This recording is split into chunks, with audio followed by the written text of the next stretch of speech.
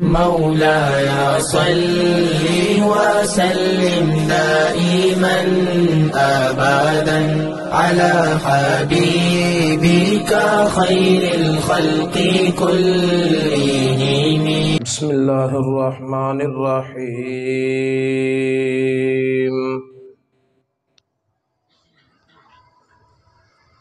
الحمد لله نحمده ونستعينه ونستغفره ونؤمن به ونتوكل عليه ونعوذ بالله من شرور أنفسنا ومن سيئات أعمالنا. من يهده الله فلا مضل له ومن يضلله فلا هادي له. ونشهد أن لا إله إلا الله وحده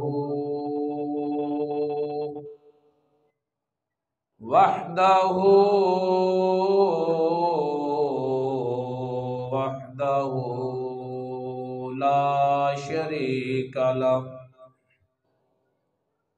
ولا نظير له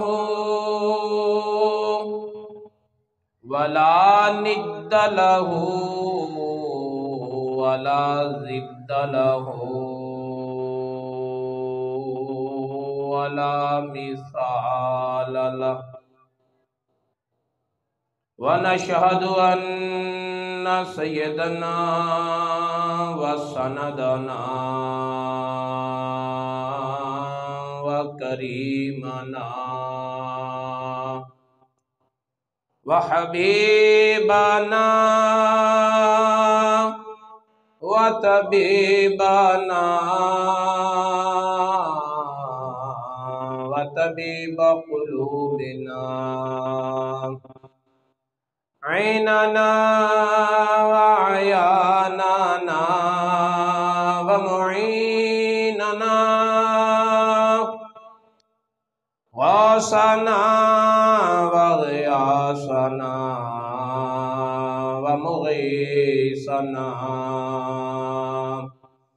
سيدنا ومولانا محمدا عبده ورسوله. أما بعد فأعوذ بالله من الشيطان الرجيم. بسم الله الرحمن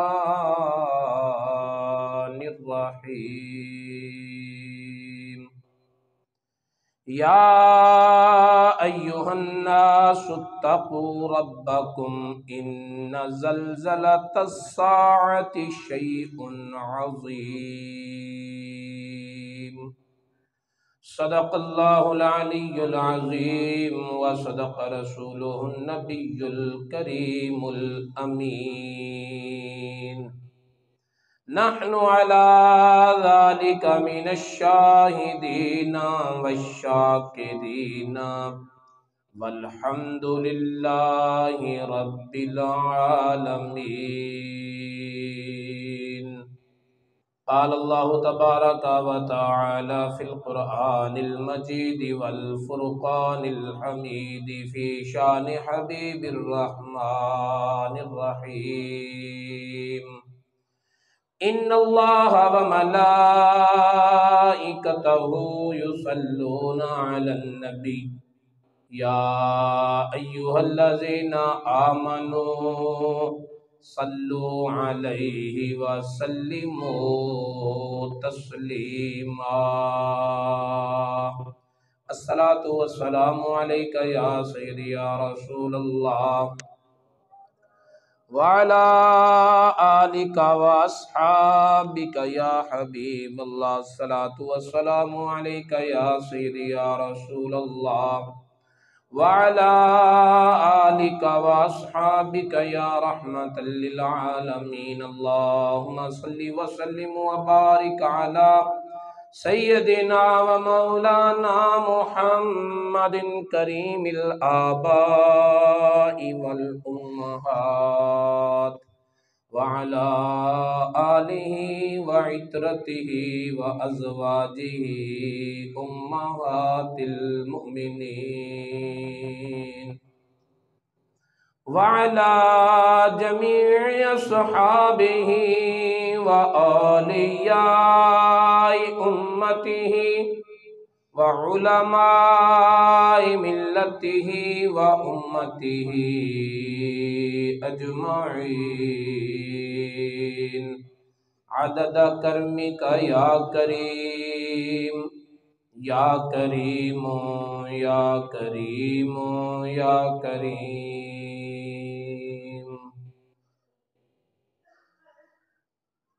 او دے مک جاون دے دکھڑے تمامی او دے مک جاون دے دکھڑے تمامی ملے جنو محمد دے غلامی ملے جنو محمد دے غلامی. وظیفہ ہے بنایا عاشقان نے وظیفہ ہے بنایا عاشقان نے رسول پاک دا اس میں گرامی رسول پاک دا اس میں گرامی. میرے آقا دے باجو اور کیڑا میرے آقا دے باجو اور کیڑا گناہگاراں خطا کاراں دا حامی گناہگاراں خطا کاراں دا حامی. زیارت واسطے پیاں آن حوراں زیارت واسطے پیاں آن حوراں فرشتے دینے آتے ہیں سلامی فرشتے دین آندے نے سلامی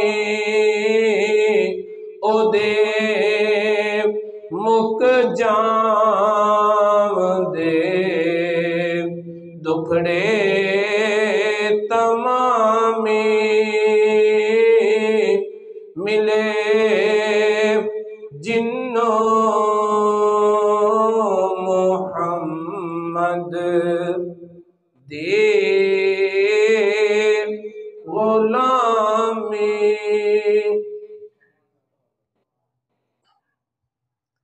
اللہ رب العزت کی حمد و ثنا کے بعد اللہ رب العزت کے بڑے ہی پیارے محبوب خدا،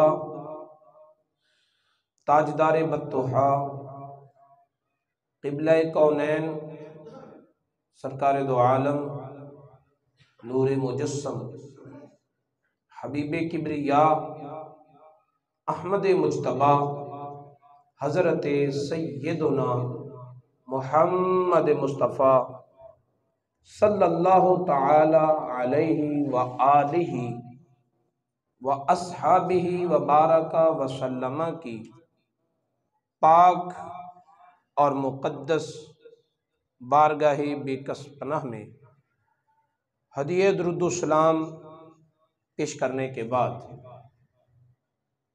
حضرات گرامی قدر، قرآن پاک کا 17واں پارہ سورہ حج کی پہلی آیت میں نے تلاوت کرنے کا شرف حاصل کیا ہے۔ اس میں اللہ رب العزت نے ترتیب مصحف کے مطابق 9ویں مرتبہ پوری انسانیت کو مخاطب کیا ہے اور ارشاد فرمایا یا ایھا الناس، اے انسانوں، اتقوا ربکم، اپنے رب سے ڈرو۔ پیچھے 8 مقامات پر ان تمام دلائل، شواہد، قرائن کا ذکر فرما دیا جو اس بات پر دلالت کرتے ہیں کہ انسان تجھے سمجھ لینا چاہیے کہ اللہ تیرا رب ہے۔ اپنے پیدا کرنے والے کو پہچاننا، اپنے پیدا کرنے والے کے احکام کو ماننا، یہ کسی خاص مذہب، قوم کا طریقہ یا منشور نہیں، بلکہ اپنے خالق کی پہچان کرنا انسان کے انسان ہونے کا تقاضا ہے۔ اس آیت کریمہ میں اللہ رب العزت نے ارشاد فرمایا کہ اے انسان، اب یہ بھی جان لے کہ جس طرح تجھے بنایا گیا، تجھے بسایا گیا، ایک کائنات میں تجھے ٹھہرایا گیا، جو اس کائنات کو بنا سکتا ہے وہ اس کائنات کو ختم بھی کر سکتا ہے۔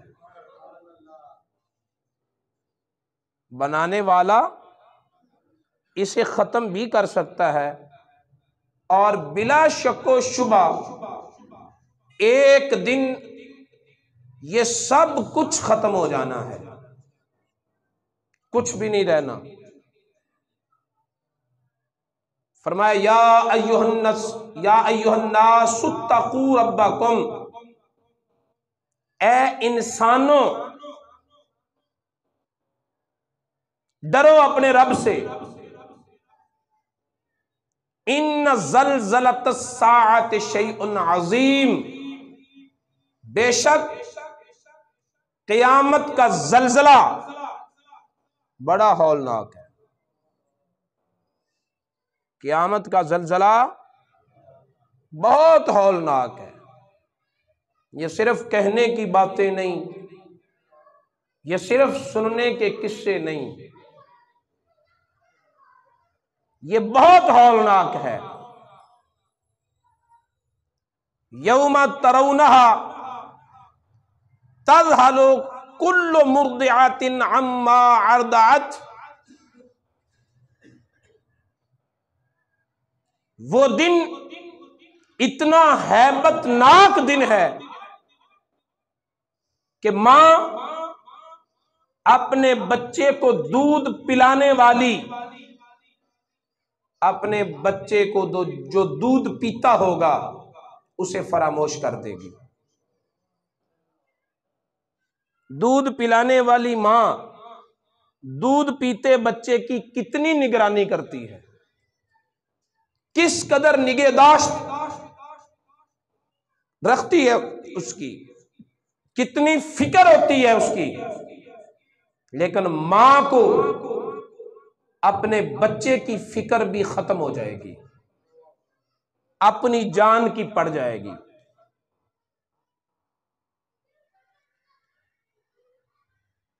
جیسے اعلی حضرت نے اس منظر کا نقشہ کھینچتے ہوئے کہا تھا کہ ماں جہاں اکلوتے کو چھوڑے، ماں جہاں کوئی ماں ہو اور اس کا اکلوتا بیٹا ہو، صرف ایک بچہ ہو، کتنا پیارا ہوتا ہے، بہت پیارا ہوتا ہے نا۔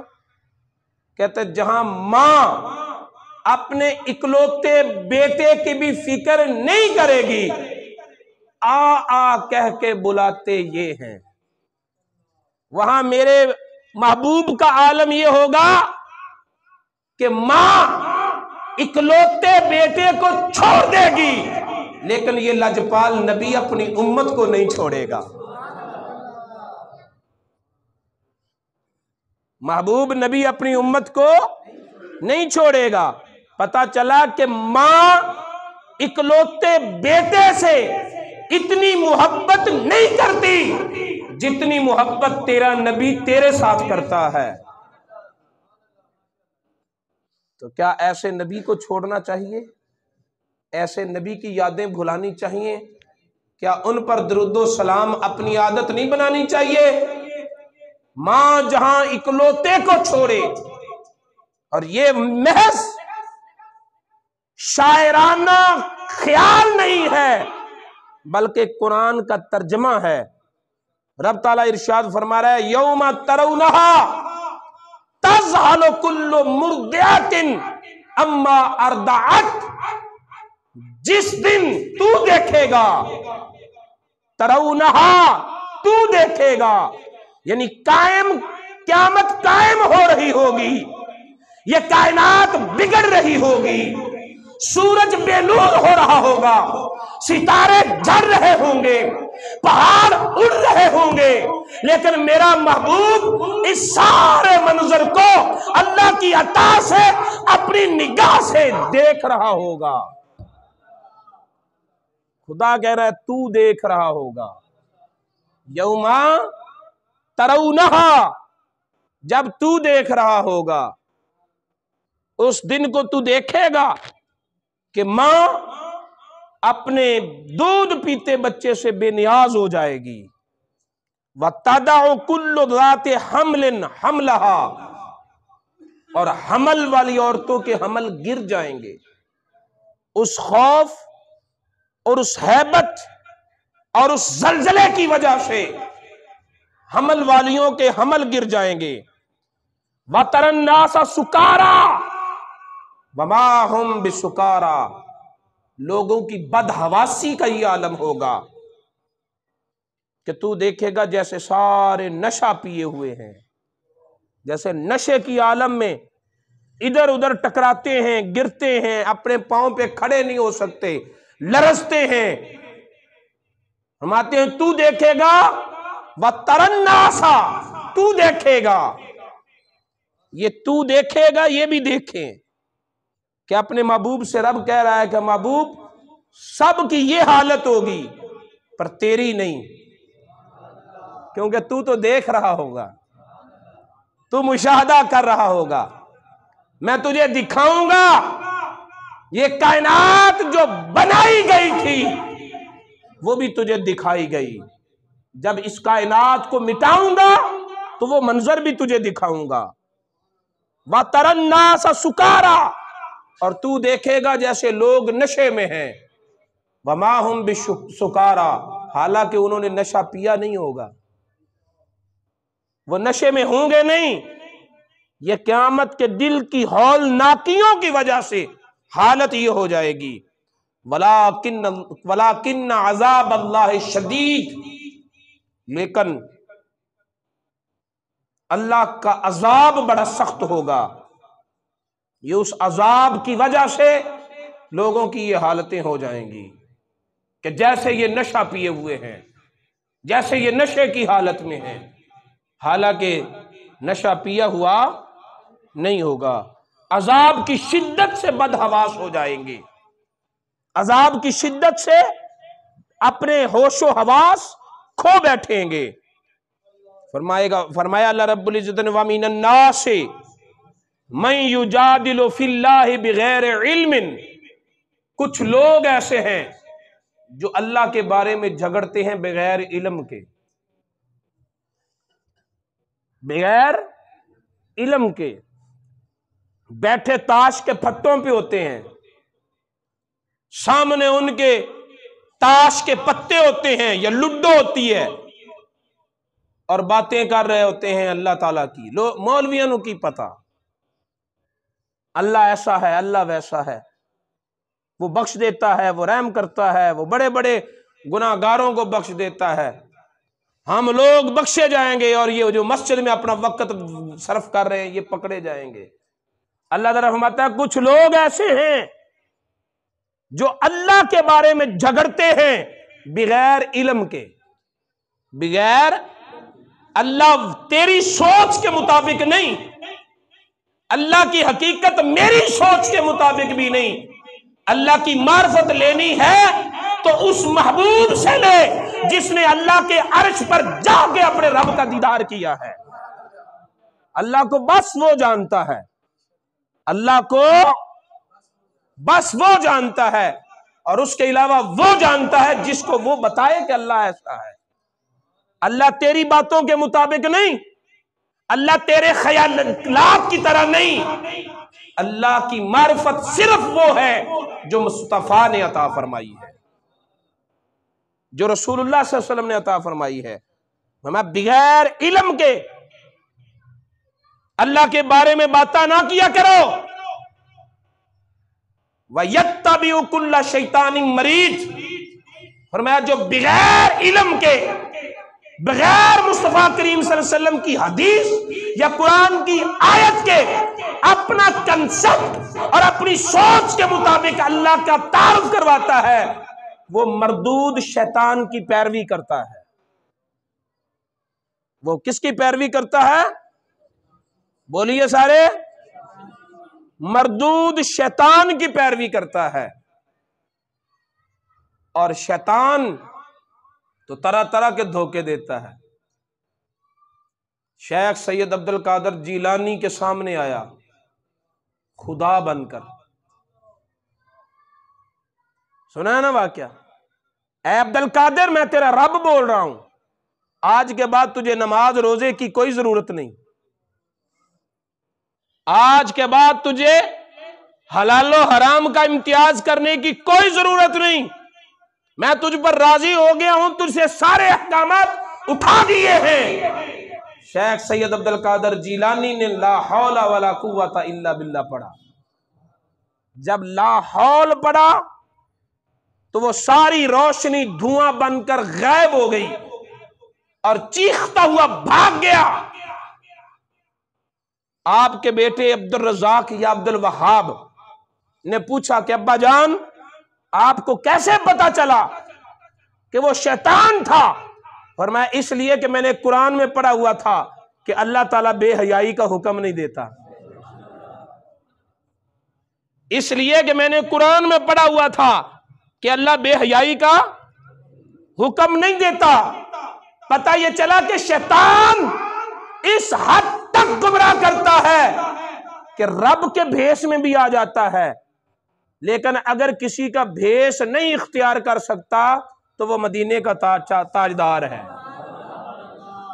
اگر شیطان کسی کے روپ میں آ کر دھوکہ نہیں دے سکتا تو وہ مدینے کا تاجدار ہے۔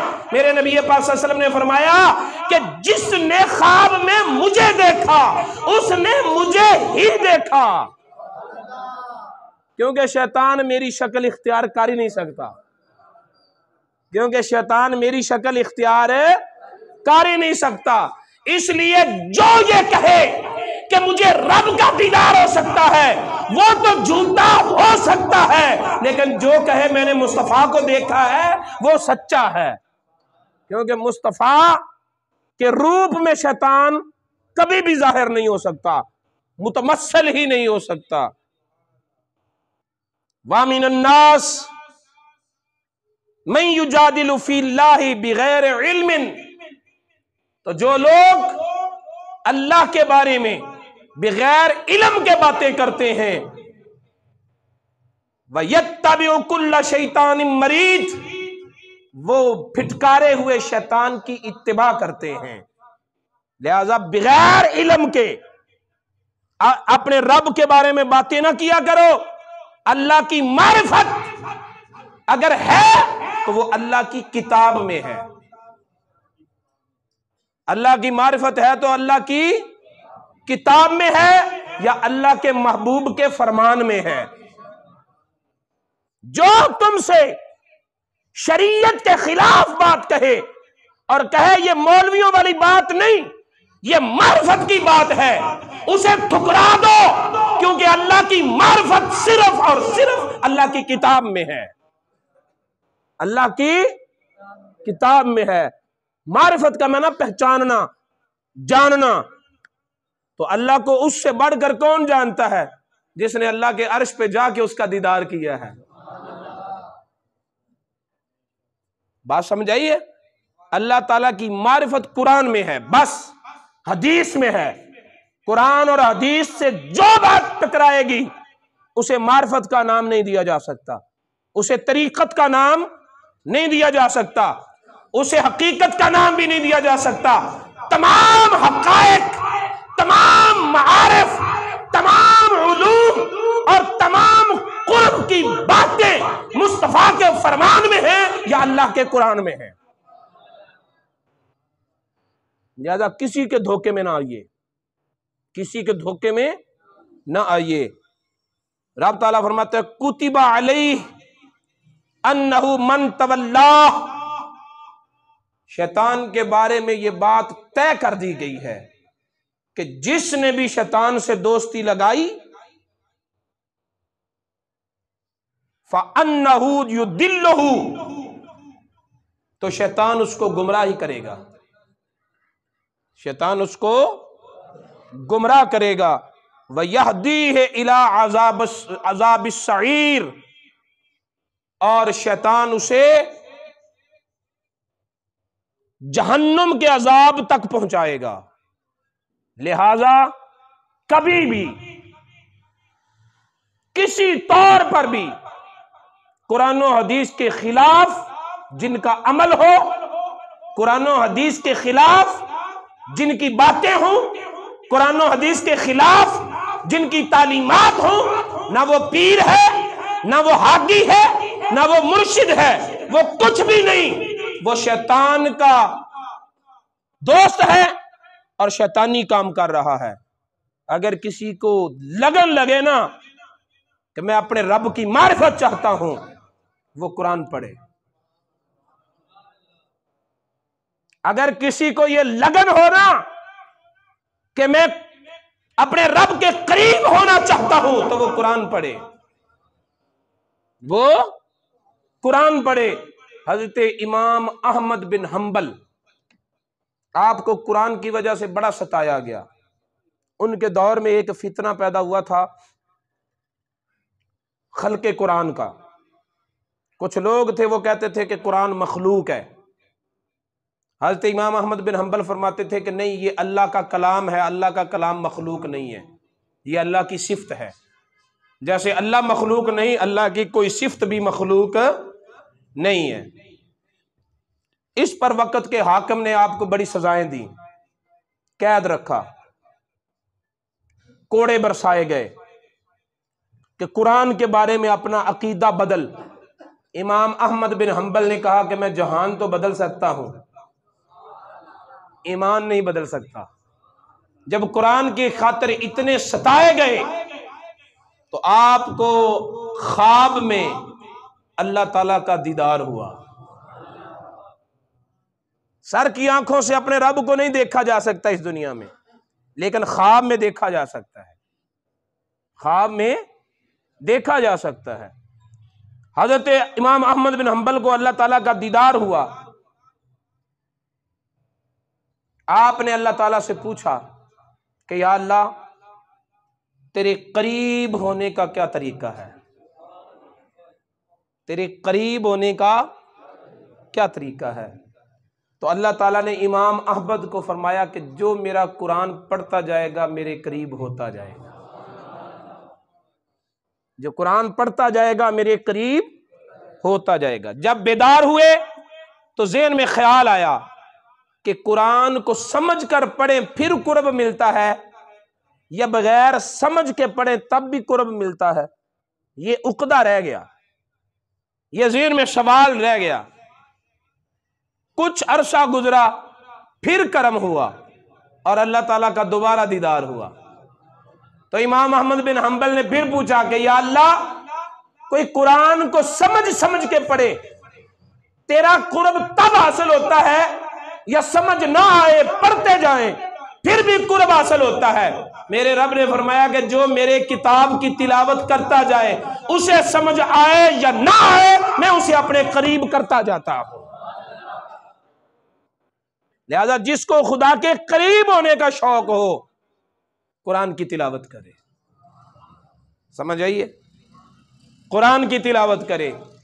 میں آج کل پیروں کا مشورہ نہیں دوں گا، کیونکہ آج کل کے پیر جو ہیں وہ خود اللہ کے قریب نہیں ہیں، وہ تمہیں اللہ کے قریب کیا کریں گے؟ حقیقت کی پیری مریدی جا چکی ہے، الا ماشاءاللہ کوئی بندے ہیں، کچھ گنتی کے چند، ورنہ ڈرامے بازی ہے، اور یہ ایک تجارت بن چکی ہے، یہ پیشہ بن چکا ہے، اور یہ وراثت بن چکی ہے۔ داتا علی حجویری کا کوئی خلیفہ بھی نہیں، کوئی گدی نشین بھی نہیں، اور داتا علی حجویری کو جس نے خلافت دی تھی وہ ان کا باپ نہیں تھا۔ توجہ ہے؟ شیخ سید عبد القادر جیلانی کے باپ خود پیر تھے، لیکن اپنے گھر کو چھوڑ کر علم حاصل کرنے کے لیے آ گئے۔ جس سے خلافت لی نہ وہ ماموں تھا، نہ وہ چاچو تھا، نہ وہ باپ تھا، یعنی وہ دور تھا جب خلافتیں قابلیت کی بنیاد پر دی جاتی تھیں، اب تو خلافتیں رشتہ داری کی بنا پر دی جاتی ہیں، اور اپنے جانشین اپنی اولادوں کو بنایا جاتا ہے، اور وہ پھر جھگڑتے ہیں، یہ مرید میرے ہیں، یہ مرید میرے ہیں۔ تم کو انہوں نے اپنا مال بنایا ہوا ہے، بھیڑوں بکریوں کی طرح جیسے گنتی کرتے ہیں۔ تو اب وہ پیری مریدی کا کنسپٹ نہیں رہا۔ اب اگر خدا کے قریب ہونا ہے تو خدا کی کتاب کو تھامو، خدا کا قرب پانا ہے، خدا کی معرفت لینی ہے تو یا قرآن سے لو یا مصطفیٰ کے فرمان سے لو۔ اللہ تعالی ہمیں قرآن اور حدیث کو سمجھنے کی توفیق عطا فرمائے اور سمجھ کر اس پر عمل پیرا ہونے کی توفیق عطا فرمائے۔ وما علینا الا البلاغ۔ مولاي صل وسلم دائما أبدا على حبيبك خير الخلق كلهم